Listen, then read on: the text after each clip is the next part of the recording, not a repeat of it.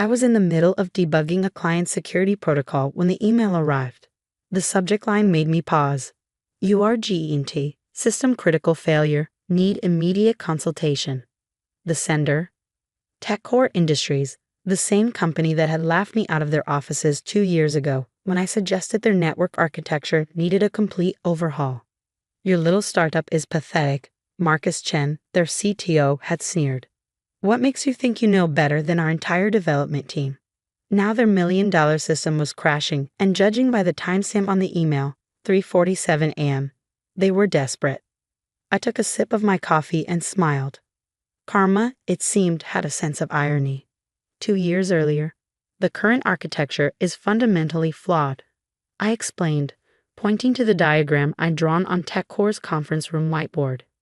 You're building on legacy systems that won't scale with modern security demands.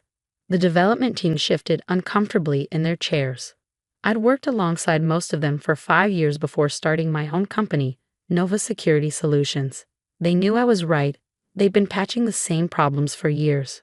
Marcus leaned back in his chair, his expensive suit a stark contrast to my simple black turtleneck and jeans. And I suppose what did you call it? Revolutionary security framework is the answer?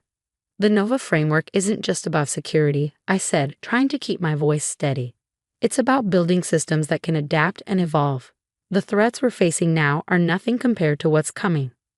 Listen, Olivia, Marcus sighed, using that condescending tone he'd perfected over years of managing through intimidation. You were a decent programmer when you worked here, but this? He gestured at my presentation. This is beyond your capabilities. I felt my face flush. I've already implemented successful versions at 3 major firms.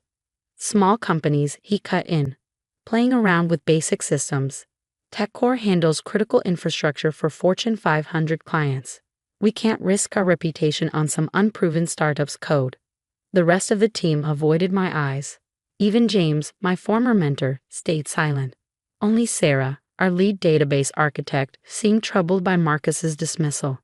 Maybe we should at least look at her documentation, Sarah suggested quietly. The scaling issues she's identified are real. The issues will be handled by our team, Marcus snapped. Using proven solutions, not experimental frameworks from glory-seeking ex-employees.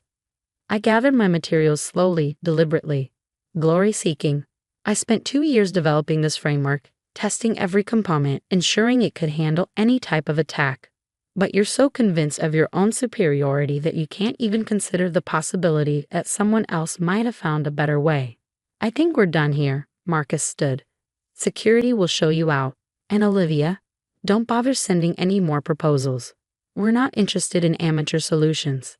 As I walked to the elevator, Sarah caught up with me. I'm sorry, she whispered. You know how he is. Ever since he became CTO, it's been impossible to implement any real changes. It's fine, I said, though it wasn't. Just keep an eye on those legacy systems, especially the authentication protocols. They're more vulnerable than Marcus realizes. She nodded, then hurried back as Marcus emerged from the conference room. That night, I sat in my small home office, staring at the code that had consumed the last 2 years of my life. The Nova framework wasn't just software, it was a completely new way of thinking about system security. But maybe Marcus was right. Maybe I was in over my head. My phone buzzed, a text from my brother Mike, who'd been my first investor. How'd it go? I called him instead of texting back. They shot it down. Completely.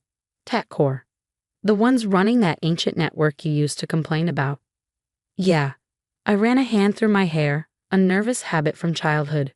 Marcus Chen basically called me a glory-seeking amateur. Mike's laugh surprised me. Perfect. That's exactly what we want them to think. What? Why would we want that? Because he said when their system inevitably fails, which you know it will, they'll have to admit they were wrong. And that admission will be worth more than any sale. I thought about the vulnerabilities I'd spotted in their system, the patches they'd built on patches, the ticking time bomb of outdated protocols. Maybe, I said. But for now, I need to focus on clients who actually want our solution. The next 2 years proved Mike right and wrong. The Nova framework didn't just work, it exceeded even my expectations. Our client list grew steadily, each success building our reputation in the cybersecurity community. Companies that had initially dismissed us as unproven started calling, asking for demonstrations. I expanded the team carefully, hiring only the best developers who shared my vision of adaptive security. We moved from my home office to a real workspace in a downtown tech hub. Industry publications started mentioning Nova Security Solutions as a rising star in the cybersecurity field. But TechCore, they doubled down on their old systems, adding more layers of patches and workarounds.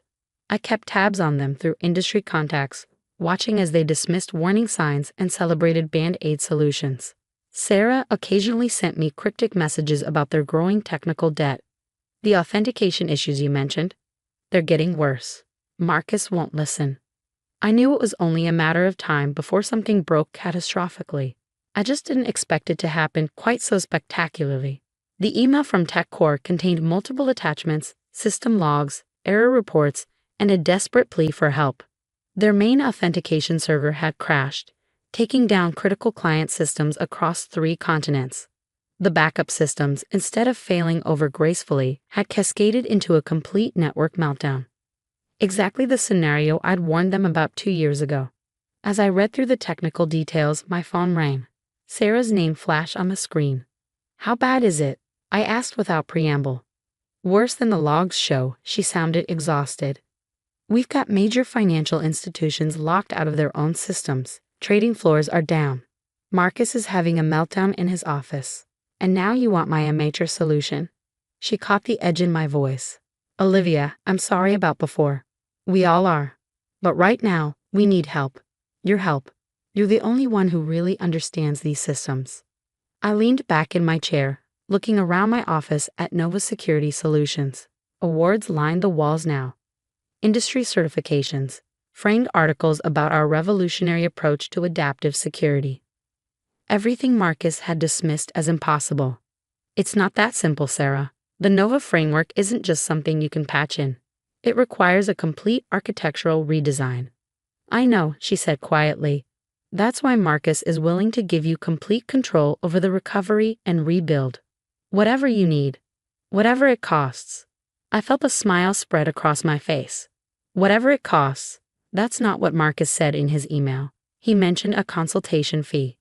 That was before the last 3 systems crashed. Now he's desperate. We all are. I pulled up the Nova Framework's core documentation on my second monitor. Put him on the phone. "Olivia," Marcus's voice had lost all its condescension. "We need your help." "No," I corrected him. "You need the Nova Framework. The same solution you called amateur and pathetic. Are you ready to admit you were wrong?" The silence stretched for several seconds. I could almost hear him swallowing his pride. "Yes," he finally managed. "We were wrong. You were right. Please, what will it take?" I looked at the time, 4:15 a.m. Somewhere in the financial district, trading floors were dark. Banks were locked out of their systems, and TechCore's reputation was bleeding out by the second. "I'll be there in 30 minutes, I said. "Have your team ready. And Marcus, this time you're going to listen to every word I say." TechCore's offices were chaos when I arrived. The usually quiet development floor buzzed with panicked energy as teams huddled around monitors, desperately trying to patch the failing systems. The same developers who had smirked at my amateur solution 2 years ago now looked at me with desperate hope as I walked through. Marcus met me at the conference room, the same one where he dismissed my warnings. His perfectly tailored suit was wrinkled, his tie loosened. He looked like he aged a decade in one night. "Thank God you're here," he said, reaching to shake my hand. "The situation has deteriorated." I walked past him to the whiteboard, already pulling up system diagnostics on my laptop. "I don't need pleasantries, Marcus. I need your team. All of them. Now." Within 5 minutes, the conference room was packed. Sarah sat closest to me, her usual neat appearance disheveled from hours of emergency debugging. James, my old mentor, couldn't quite meet my eyes. "Here's the situation," I began, drawing a quick diagram of their system architecture. "Your authentication protocols didn't just fail, they failed spectacularly because every patch you've added over the years created new vulnerabilities. When the main server crashed, it triggered a cascade of failures through your entire network." "We understand that," Marcus interrupted. "What we need is—" "What you need," I cut him off sharply, is to shut up and listen. 2 years ago, you wouldn't hear what I had to say. Now you don't have a choice. The room fell silent. I continued drawing, mapping out the disaster they created. Your backup systems failed because they're running on the same flawed architecture. Every redundancy you built is compromised by the same fundamental design issues. The Nova framework isn't just a patch. It's a complete reimagining of how security systems should work. I pulled up my laptop's display on the main screen, showing them the framework's core architecture. Traditional security systems are like castle walls, rigid, unchanging.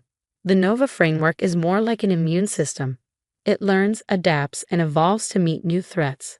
When one part is attacked, the entire system responds and strengthens. Sarah leaned forward, her eyes lighting up with understanding. That's why our patches kept failing. We were trying to reinforce walls that were already crumbling. Exactly. I started typing, bringing up the framework's deployment protocols.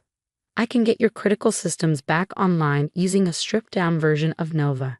But fixing this properly will take weeks, maybe months. Months? Marcus looked like he might faint. Our clients. We'll have to decide if they want to stick with a company that ignored major security risks or one that's finally taking them seriously. I turned to face him directly. My team can handle the rebuild. But I have conditions. He swallowed hard. Name them. First, Nova Security Solutions takes complete control of the reconstruction. Your team works under our direction, no exceptions. Marcus nodded quickly. Second, we're not just patching the existing system. We're rebuilding from the ground up using the Nova framework. That means licenses, training, and ongoing support contracts. The cost, he started to protest, will be nothing compared to what you're losing every minute your client's systems are down. I smiled coldly. What's your current downtime costing? $1 million an hour. More? His face told me I hit the mark. And finally, I continued, you're going to publicly acknowledge that your failure to adopt modern security protocols led to this disaster. No hiding behind vague press releases about technical difficulties. Your clients deserve to know you've learned from your mistakes. The room was dead silent as Marcus considered my terms. Every developer present knew I was right. They'd been fighting these issues for years, watching the technical debt pile up while management ignored the warnings. If we agree, he said slowly, how quickly can you get critical systems back online? I cracked my knuckles and turned back to my laptop. Give me 3 hours with your core authentication servers. Sarah, I'll need you and your team to handle the client-side implementations. She was already pulling up command terminals. Just tell us what to do. The next 12 hours were a blur of code, coffee, and carefully orchestrated system recoveries. I brought in my lead developers from Nova, and together we began the delicate process of stabilizing TechCore's crumbling infrastructure. By noon, we had the critical systems back online using a temporary implementation of the Nova framework's core protocols. By midnight, we'd established a stable baseline for the full reconstruction to begin. I found Marcus in his office around 2 a.m., staring out at the city lights. The immediate crisis is contained, I told him. But this is just the beginning. Your entire system needs to be rebuilt properly. He turned, and for the first time, I saw real humility in his expression. Why did you come? After how we treated you, you could have let us burn. I thought about it for a moment, because this isn't about revenge. It's about building something better. The Nova framework isn't just my creation. It's a new way of thinking about security. Even if you couldn't see that 2 years ago, your clients deserve the protection it offers. We were wrong, he said quietly. I was wrong. Your amateur solution just saved our company. No, I corrected him. What saved your company was finally being willing to admit you needed help. The question is, have you really learned from this? The reconstruction took 3 months. We rebuilt TechCore's entire network infrastructure from the ground up, training their teams in the Nova framework's principles as we went. Sarah became our primary liaison, her natural understanding of adaptive systems making her the perfect bridge between old and new. The industry took notice. Our very public reconstruction of TechCore became a case study in modernizing critical systems. Other companies, facing similar issues with aging infrastructure, started calling. The Nova framework wasn't just a solution anymore, it was becoming the new standard. 6 months after the crisis, I stood in front of a packed auditorium at the National Cybersecurity Conference. Marcus sat in the front row as I presented our case study. From catastrophe to innovation, rebuilding critical infrastructure for the modern age. The lesson isn't just about technology, I concluded. It's about the danger of believing we know everything. Innovation doesn't care about hierarchy or tradition. Sometimes the best solutions come from unexpected places, from the amateurs and outsiders who see problems differently. The applause was gratifying, but the real satisfaction came later, at the reception. Marcus approached me, holding 2 glasses of champagne. "Quite a journey from that first presentation in our conference room," he said, handing me a glass. "The difference is, this time you were ready to listen." He nodded. "You know, we've had headhunters trying to poach your team, offering ridiculous salaries." "I know," I smiled. "Sarah told me. But they're not interested." "Why not?" "Because at Nova, they're not just writing code, they're building the future. No amount of money can replace that feeling." Marcus raised his glass. "To amateur solutions and the professionals smart enough to embrace them." I clinked my glass against his. "To learning from our mistakes and building something better." Later that night, back in my office at Nova Security Solutions, I looked at the framed whiteboard diagram from my first TechCore presentation. I kept it as a reminder, not of rejection, but of conviction. Sometimes being right isn't enough. You have to be right and patient enough to wait for others to see it too. My phone buzzed, another company facing critical system failures, another team of experts finally ready to admit they needed help. I smiled as I read their desperate plea for consultation. The Nova framework wasn't just my redemption story. It was proof that true innovation doesn't come from defending old systems, but from having the courage to build new ones. Even if that means starting over. Even if that means being laughed at. Because sometimes, the best revenge isn't proving others wrong, it's proving yourself right. People often ask me if I enjoy being the one who saved TechCore, if it feels good to have proven my critics wrong. But the truth is, it was never about proving them wrong. It was about proving that there's always a better way, if we're brave enough to build it. The Nova framework continues to evolve, each new challenge making it stronger, more adaptive. Just like its creator, it grew stronger from rejection, better for having been underestimated. And somewhere in TechCore's newly rebuilt system, buried deep in the core authentication protocols, there's a comment in the code that reads, "Sometimes the best solutions come from the people you least expect." Never stop questioning. Never stop building. Odo. It's not just a signature. It's a reminder that innovation doesn't care about titles or reputations. It cares about vision, persistence, and the courage to keep building even when no one else believes in what you see. That's the real legacy of the Nova framework, not just secure systems, but a new way of thinking about problems. And sometimes that's worth more than all the validation in the world.